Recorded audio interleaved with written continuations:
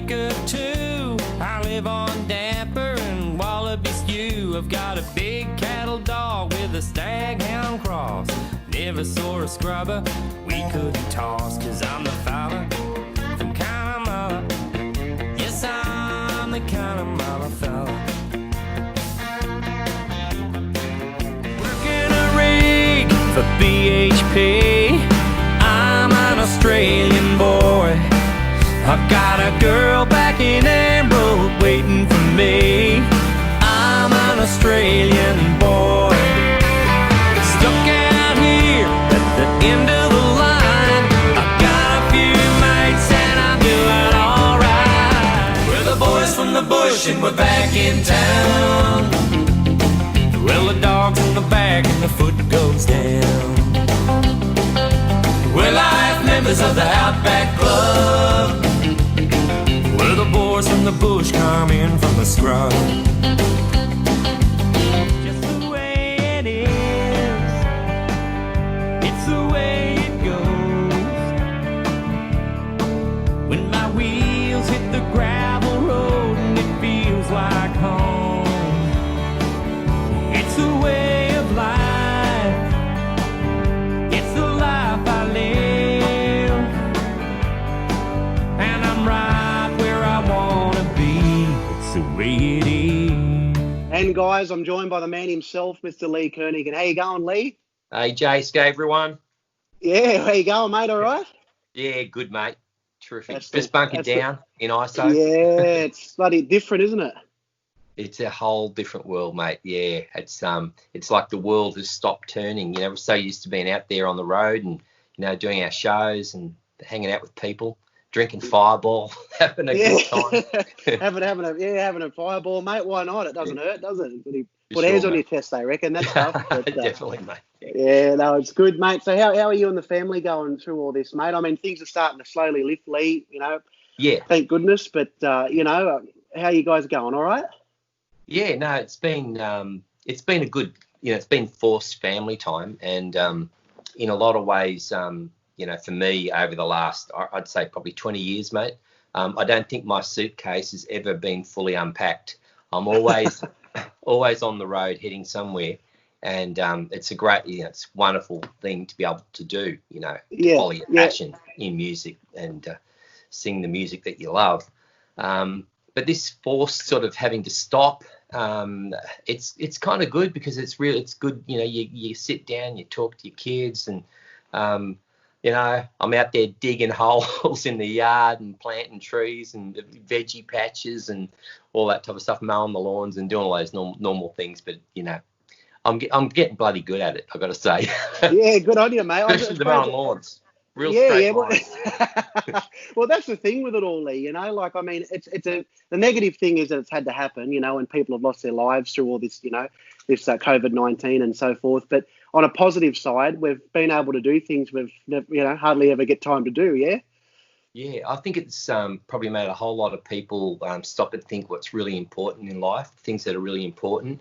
And I think when things all kick back in again, we won't take for granted hanging out with your mates down at the pub, or, you know, going to a restaurant, or going to the footy, or, you know, being at Rocks Queensland or something like that, you know. Yeah, it's true though. You do tend to take it for bloody granted, don't you? Like, you know, without even realising it, until things like this happen, and then you start to notice what's actually going on in your life and how lucky you are. Yeah. No doubt about that. And yourself, mate, like, how have you adapted to all these changes? Mate, not real well, Lee. I've got to say, not great. Yeah. It took me a while to sort of get used to it, but it's funny because I said this a couple of times before, and I don't usually go out and do much. Like when I can, I don't. But now I can't. I'm tonguing to go to the pub for a beer.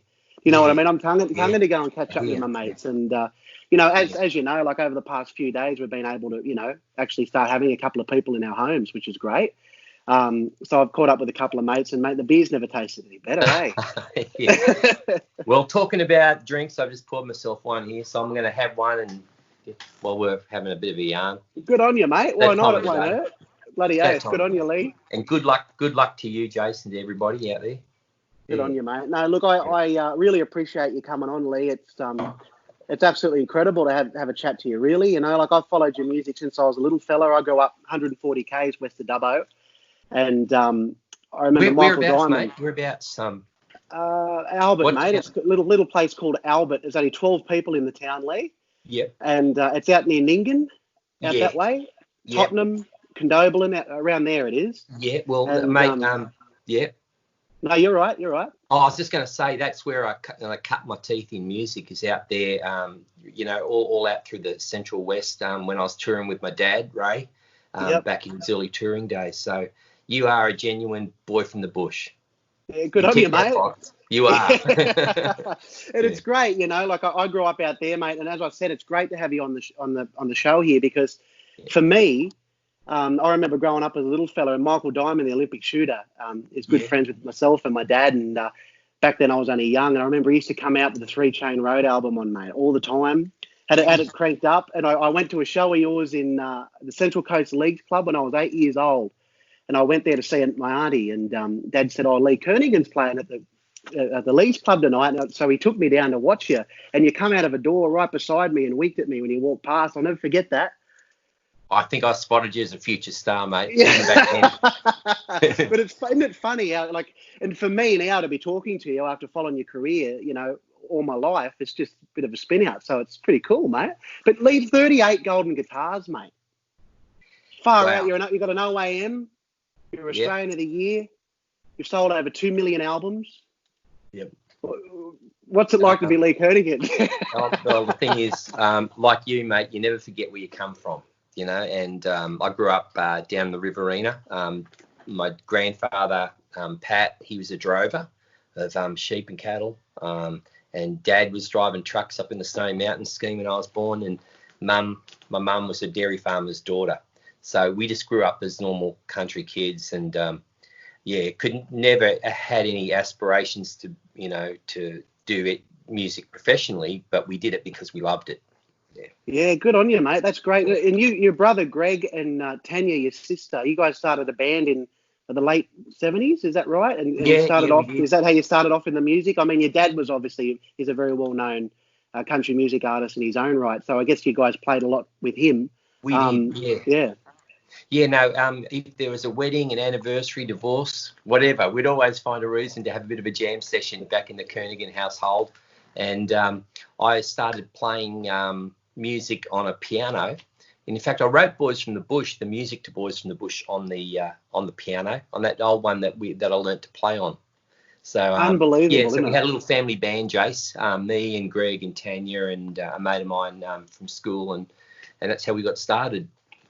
Bloody incredible, isn't it, mate? I was reading in the late 80s, when you were starting to pursue your music, because you won Star Maker in 1982 at the Tamworth Country Music Festival. And you started to pursue your career and found it hard. It wasn't easy. And then yourself and Garth Porter got together and started writing and recording some demo tracks, which landed the ABC record deal, and out come the Outback Club album. That's how it all happened? That's how it happened, mate. Yeah, the 80s, it was just like, for me, it was just getting out and playing all the pubs and the clubs and just paying your dues, loading in, loading out, hanging them lights, you know, rolling up leads, setting up PAs, doing all that sort of thing.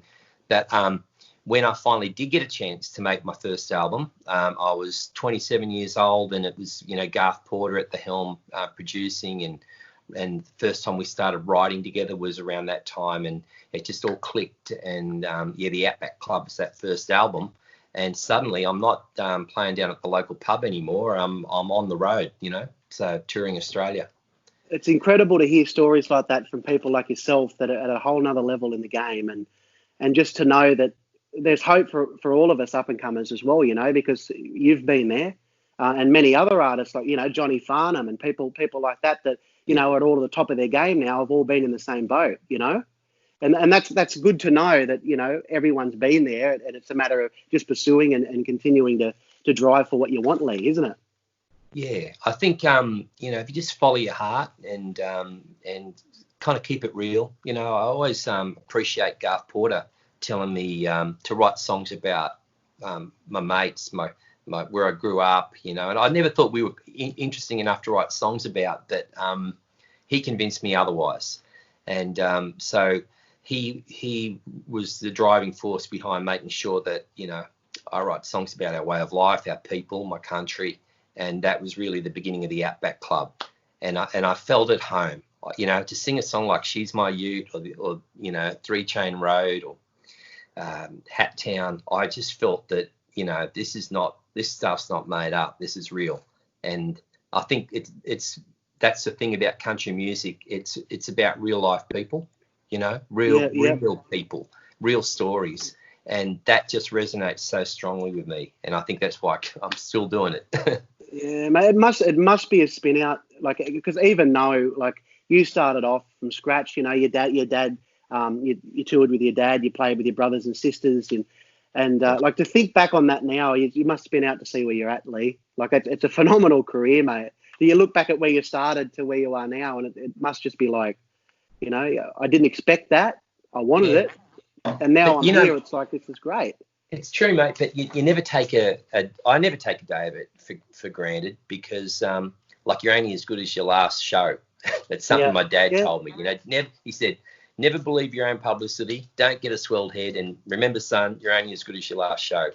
And so I'm just grateful, for the ride. It's been an incredible ride. And, I've the last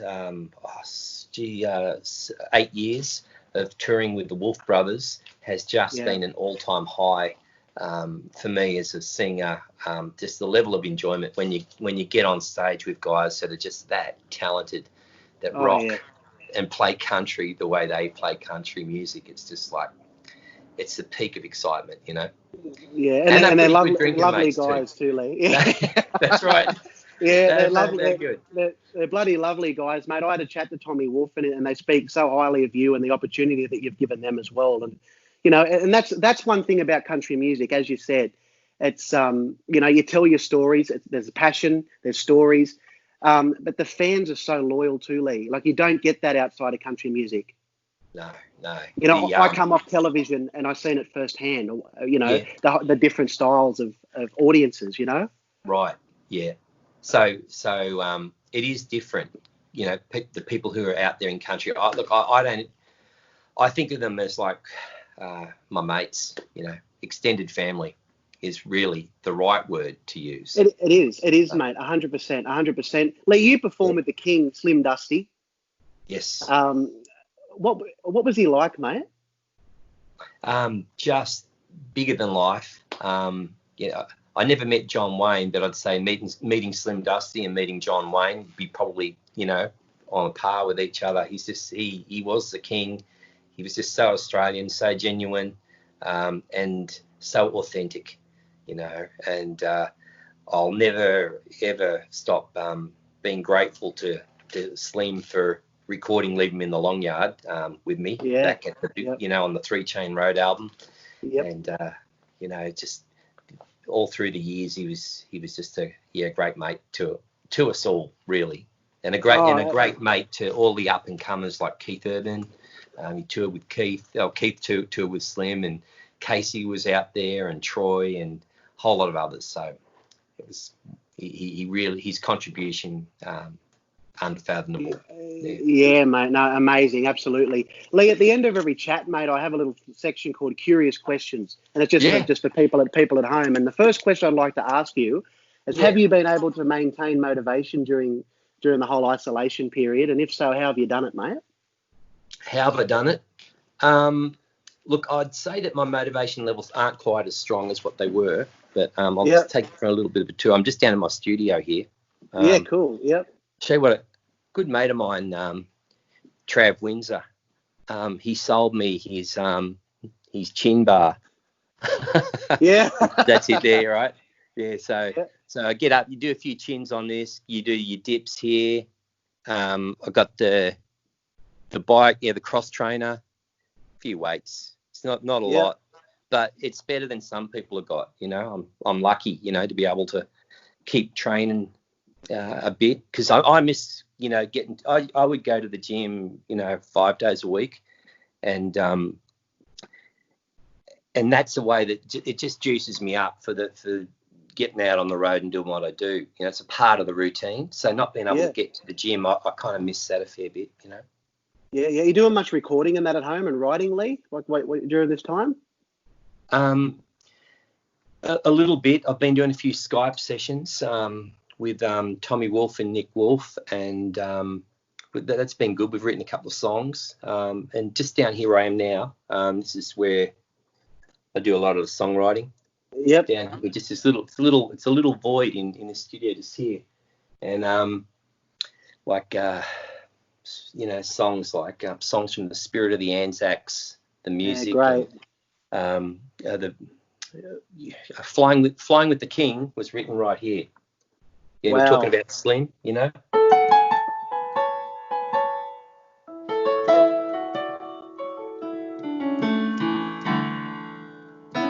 So Unbelievable, mate. It's Wow. hard to play with one hand, but yeah. Absolutely. Good on you, mate. No, that's great. Mate, who would be your biggest inspiration, Lee? Either musically or just in life, or? Heaps of people inspire me. It's hard to pin it down on one particular person.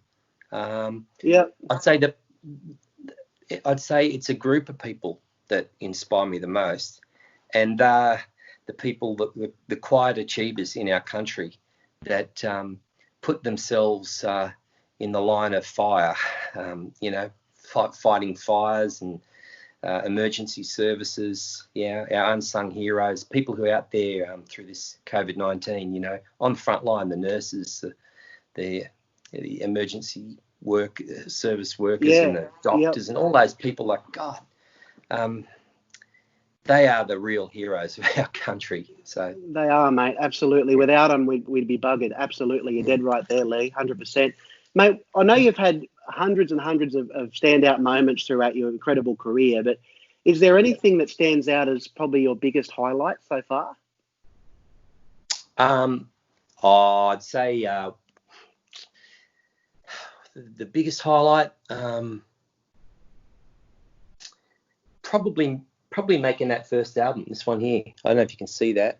That's the Outback Club, and winning my first gold guitar for Song of the Year, Male Artist of the Year, Album of the Year. It was like the planets magically aligned all at once. Incredible highlight. Mate, got me on the spot. There's been so many over the years, but that first hit that you get on the radio, you never forget it. I remember I was on tour with James Blundell. I was playing piano in his band when the Outback Club came out, and I was his support act. And we were at, I think it was Kempsey, and it was a Sunday afternoon, and I was waiting to go and do the show that night. There's a community broadcast country music show by request. And so I rang up and requested my own song. I rang up and I said to the DJ, I said, "Hey, mate, can you play that new song by Lee Kernaghan, Boys from the Bush?" And he said, Lee Kernaghan. No, sorry, never heard of him. Wow, really?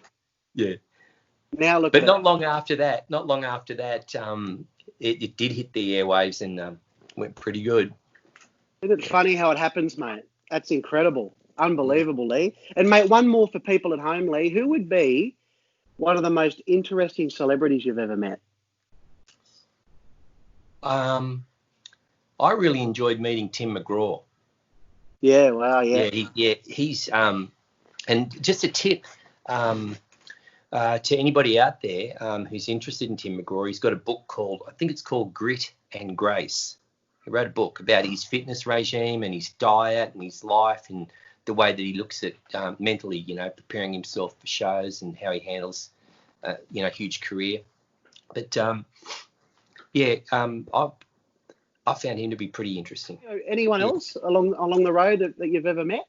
Look, one bloke I'll never forget, Chase, Russell Coit, aka Glenn Robbins, and he was in one of my video clips, one called Love Shack. Check it out on YouTube. But I picked him up at the airport, and it's funny, Russell Coit, and he said, I said, "How are you, mate? You good?" And we were heading from Sydney up to the Central Coast to shoot the clip.